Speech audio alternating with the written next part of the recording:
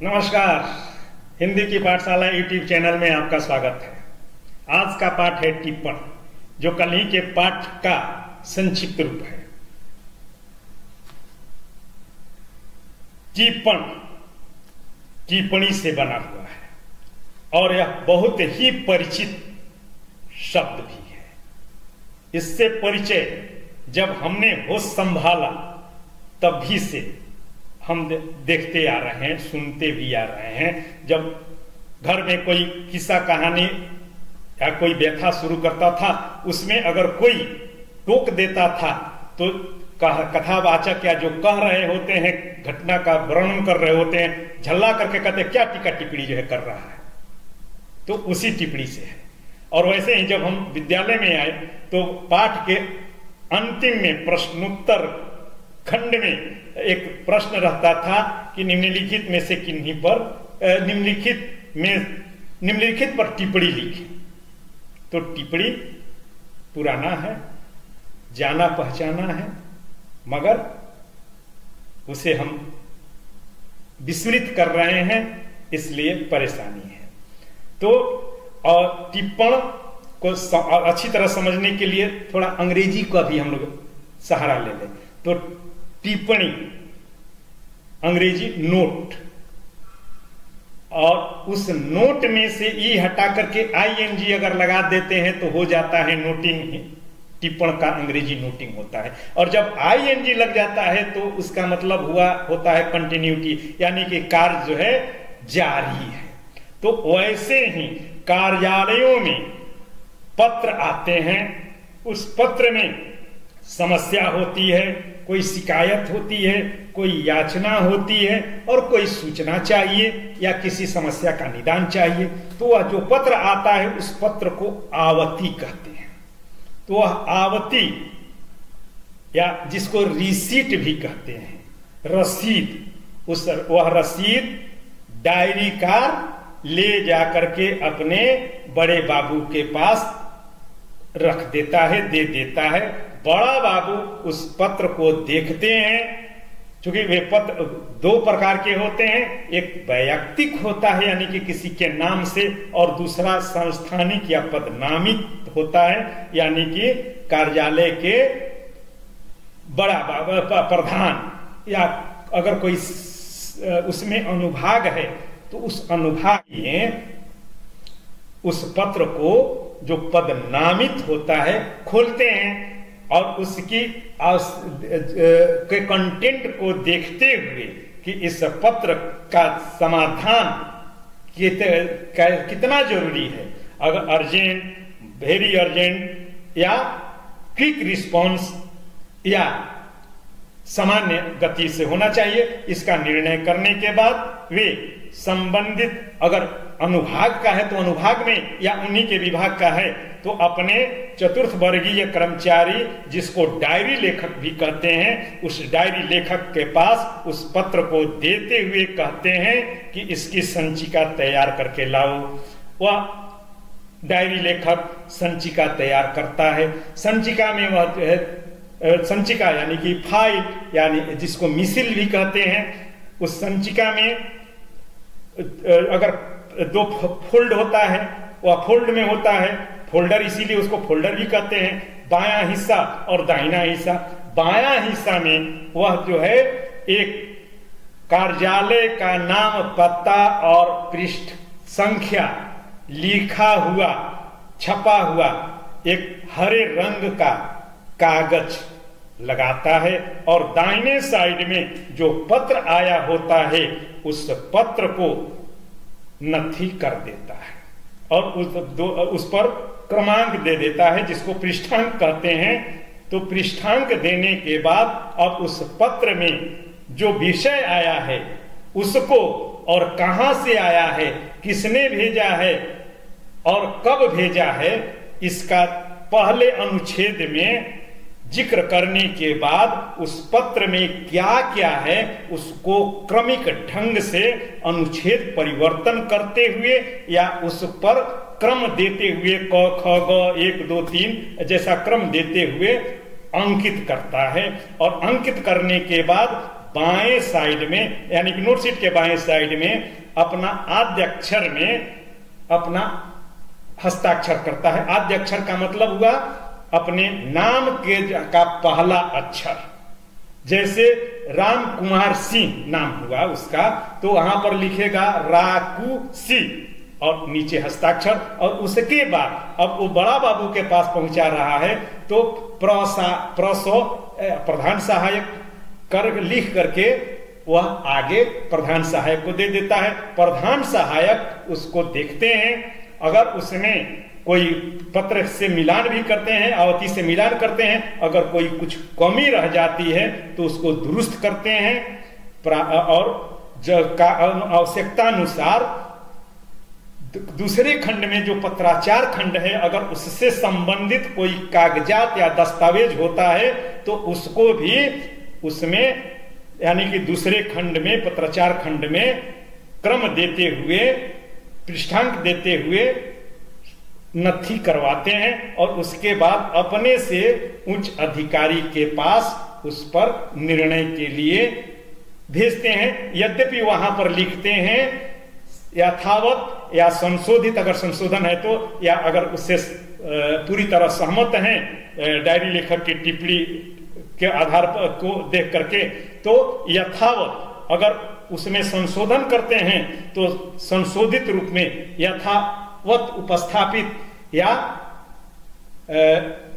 अवलोकनार्थ प्रेषित जैसे शब्द का प्रयोग करते हुए आगे बढ़ा देते हैं। जब उस अधिकारी के पास जाता है तो वह अधिकारी अपने पदनाम के ऊपर तिरछी लाइन खींचते हुए उस पर, अगर वह सक्षम प्राधिकारी है तो उस पर अपनी स्वीकृति दे देता है और अपना हस्ताक्षर कर देता है। अगर उसमें कोई कमी है तो उसके लिए वह चर्चा करें या विमर्श करें लिख देता है, या उसमें अमुक अमुक दस्तावेज संलग्न करें।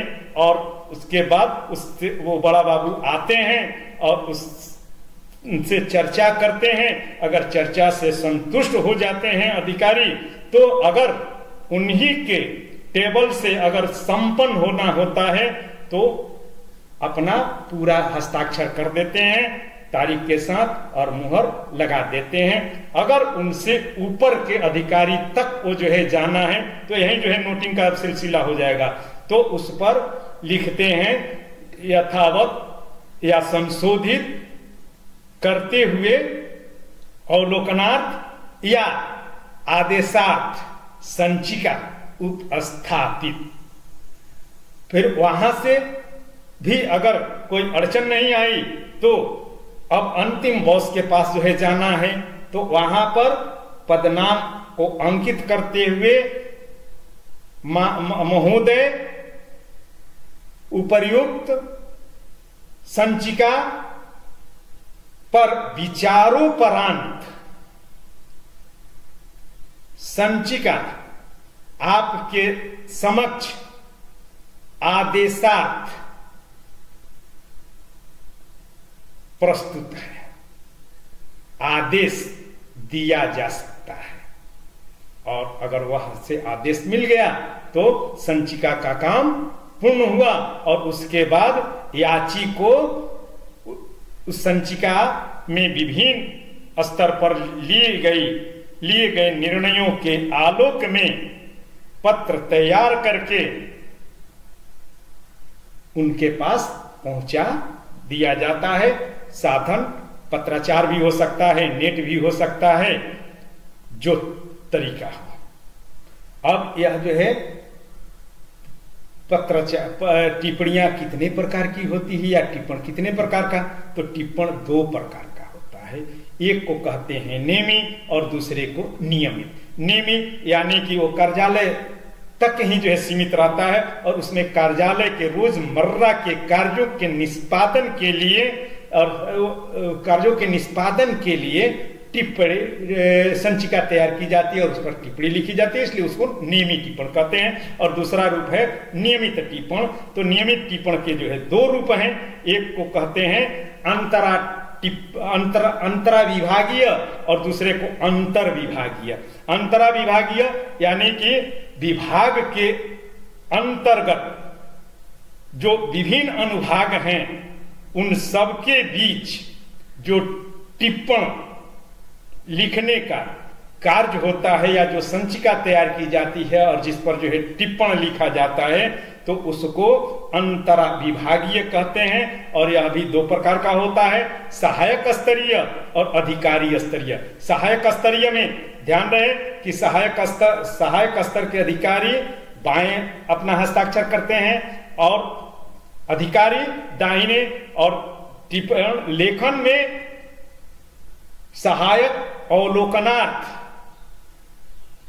संचिका उपस्थापित करते हैं और अधिकारी उस पर सूक्ष्म टिप्पणी करते हैं। सूक्ष्म टिप्पणी यानी कि जैसे चर्चा करें, विमर्श करें, ये संलग्न करें, स्पष्ट करें, जैसी सूक्ष्म यानी कि छोटी छोटी टिप्पणियां करके आगे अवलोकनार्थ या और उनमें एक और शब्द जुड़ जाएगा आदेशार्थ या अग्रेतर कार्यवाही हेतु अग्रेसित या अनुशंसा के साथ या संशोधन रहित या यथावत उपस्थापित या प्रस्तुत कर देते हैं।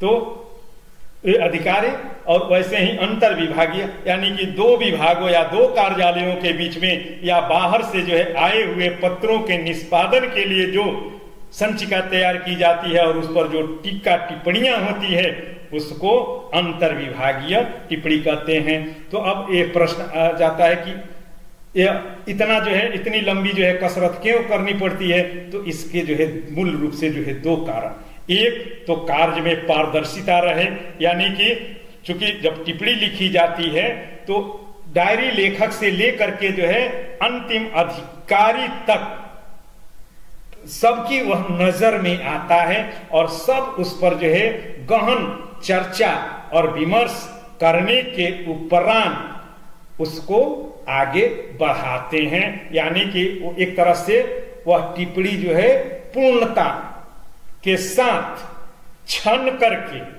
और परिशुद्धता के साथ अधिकारी तक पहुंचती है, जिसके बारे में जानना उस कार्यालय के सर्वोच्च अधिकारी का दायित्व भी है और कर्तव्य भी है और अधिकार भी है। तो इसकी वो पूर्ति करता है। और दूसरे वह संचिका भविष्य के लिए अभिलेख का काम करती है और मार्गदर्शिका का काम करती है कि अगर उससे संबंधित कोई अन्य आगे चल करके भविष्य में आवेदन आता है तो उसी के आलोक में बिना इतना मगजमारी किए हुए ही समस्या का निदान सुझाने में वह सहायक होगा और साथ ही साथ आगे आने वाले या भविष्य में स्थानांतरित होकर के आने वाले अधिकारी के लिए वह जो मार्गदर्शिका का यानी कि गाइडलाइन का भी काम करेगा। अब इसके साथ एक और चीज है महत्वपूर्ण है, वह है भाषा का स्तर। तो भाषा इसकी बिल्कुल बहुत ही सरल होती है और सरल ही नहीं संक्षिप्त भी होती है और उसमें जो जिन शब्दों का प्रयोग होता है वे सामान्यतः पारिभाषिक शब्द होते हैं और उनमें अर्थ भ्रम की कोई गुंजाइश नहीं होती है। यानी कि ऐसा नहीं होता है कि उससे जो है द्विअर्थ निकले और उससे अर्थ का अनर्थ भी हो सकता है, उसका में जो है कोई अपना स्वार्थ की सिद्धि भी कर सकता है।